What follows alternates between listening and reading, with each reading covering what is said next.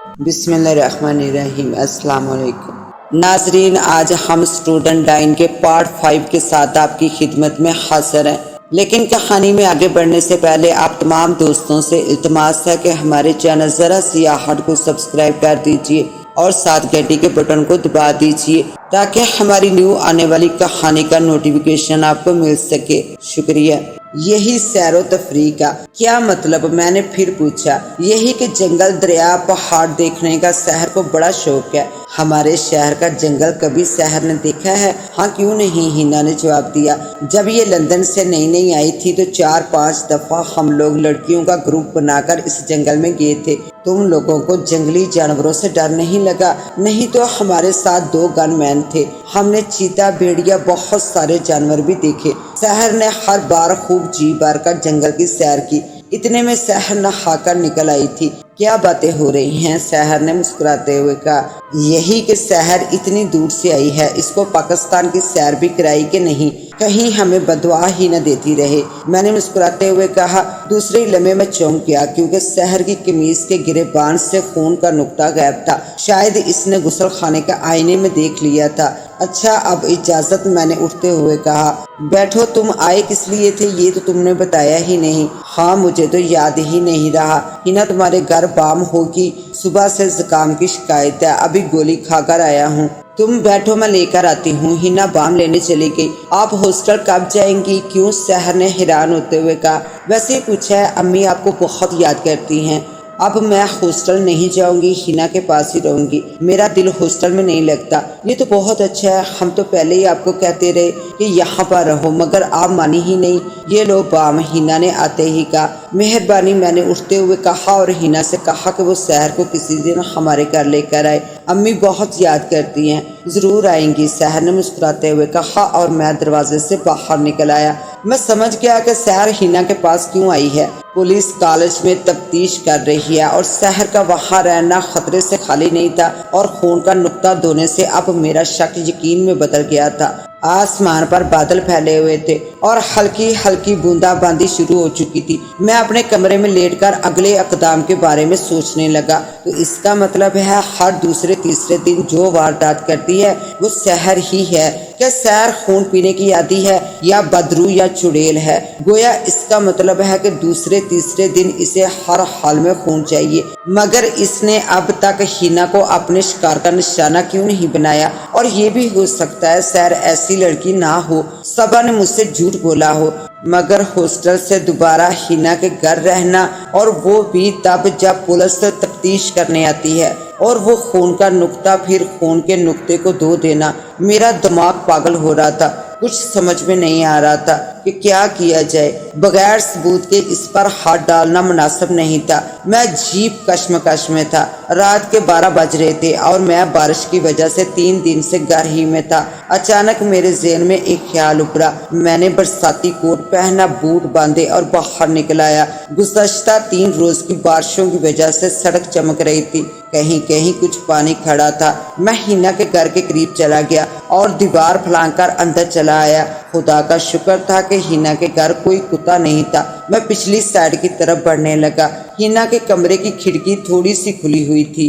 میں کھڑکی کے بالکل قریب ہو گیا۔ 0 بلب جل رہا تھا۔ میں نے گردن اٹھا کر کھڑکی سے اندر جھانکا۔ دوسرے ہی لمحے میرے رونگٹے کھڑے ہو گئے۔ کمرہ بالکل خالی تھا، ہینا اور سحر کا نام و نشان بھی نہیں تھا۔ میں دوڑ کر گراج کی طرف آ گیا، گاڑی بھی وہاں سے غائب تھی۔ میں تیز قدموں سے واپس آ گیا اور دیوار کود کر سامنے گیٹ کی طرف آ گیا۔ میں نے لائٹر نکال کر جلایا۔ دوسرے لمحے میں چونک اٹھا، گاڑی کے ویل صاف دکھائی دینے لگے، نشان تازہ تھے۔ میں دوڑ کر اپنے گھر آ گیا، موٹر سائیکل سٹارٹ کیا اور ہوا کی طرح اڑانے لگا۔ میرا رخ اب جنگل کی طرف تھا، بارش کی وجہ سے کیچڑ تھا۔ میں نے سپیڈ آہستہ کر دی۔ ایک جگہ پر میں نے موٹر سائیکل کھڑی کر دی۔ راستہ زیادہ خراب تھا اور پانی بھی زیادہ تھا۔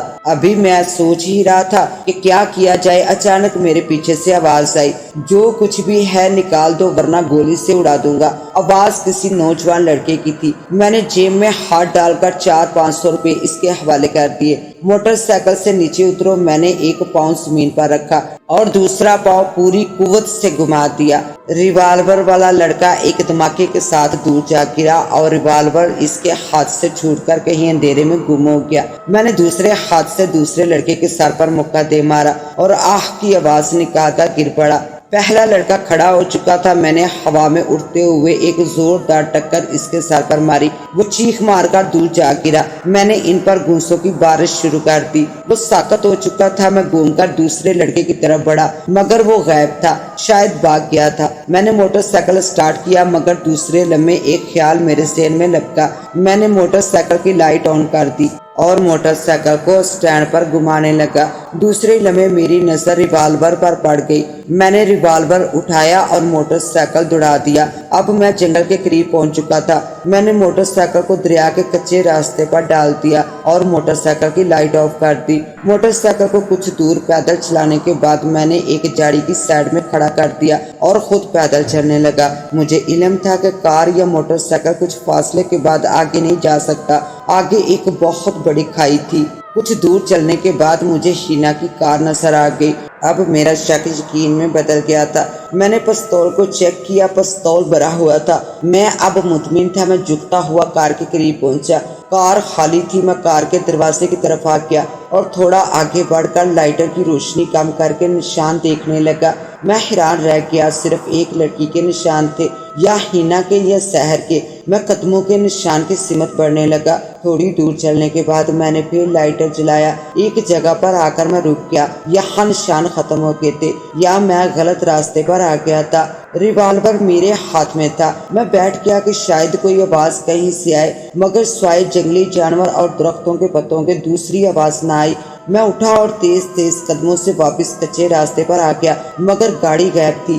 میں کافی دور نکل گیا تھا اور درختوں کے پتوں کی آواز سے کار کے سٹارٹ ہونے کی آواز نہ آ سکی۔ میں موٹر سائیکل کے قریب آیا اور کک مار کر شہر کی طرف رخ کر دیا۔ میں بڑی سپیڈ سے گھر کی طرف آ رہا تھا۔ میں نے ہینا کے گھر کے قریب پہنچ کر موٹر سائیکل بند کر دیا اور ہینا کے گھر کی دیوار پھلانگ کر پچھلی سائڈ پر آ گیا۔ یہ بھی خدا کا شکر تھا کہ سارے راستے میں پولیس کی گاڑی نہیں ٹکرائی۔ شاید موسم خراب ہونے کی وجہ اور ویران علاقہ ہونے کی وجہ سے پولیس کی گاڑی بہت کم آتی تھی۔ اس موسم کی وجہ سے میں بچ گیا تھا۔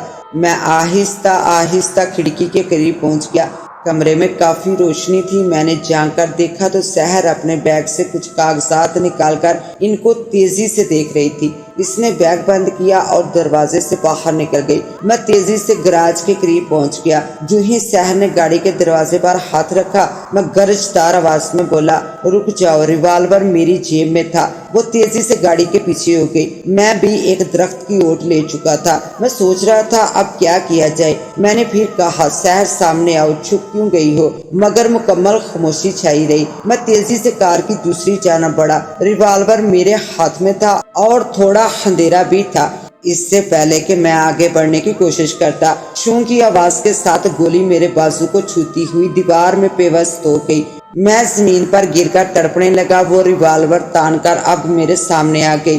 میں نے زمین پر کلا بازی کھائی اور اس کی ٹانگ کا نشانہ لے کر ٹریگر دبا دیا۔ ایک چیخ ابھری اور وہ زمین پر گر گئی۔ میں نے دوسری ٹانگ پر دوسرا فائر کر دیا۔ وہ بھی دوسرا فائر کر چکی تھی۔